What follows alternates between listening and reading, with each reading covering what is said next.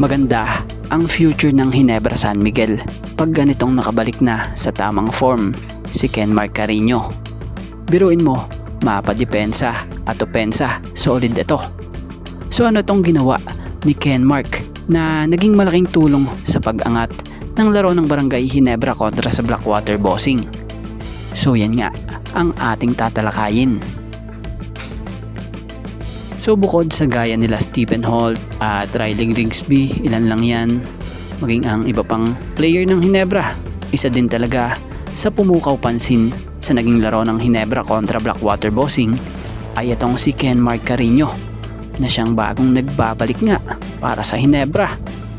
Speaking of Kenmark Carreño, isa nga po ito sa mga player na nag-shine off the bench para sa Ginebra laban sa Blackwater, kung saan kumamada nga ito ng napakagandang 71.4% sa kanyang opensa na may 11 points, 7 rebounds at 1 block.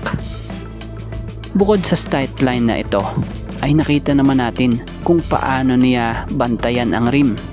Dahil sa intimidation niya ay hindi basta-basta pumapasok ang kalaban sa loob. Ang haba din kasi ng mga galamay nito at maganda din ang timing sa depensa. At ang isa pa nga sa pinakamaganda ay yung opensa niya. Alam nyo bang may 7 straight run siya? Kung potential lang din ng pag-uusapan ay mataas talaga ito para kay Kenmark Carreño. Two-way big man ito na very limited lang sa liga. So ngayong unti-unti nang nakabalik na sa form niya ito, ay malaking bagay ito para sa Ginebra.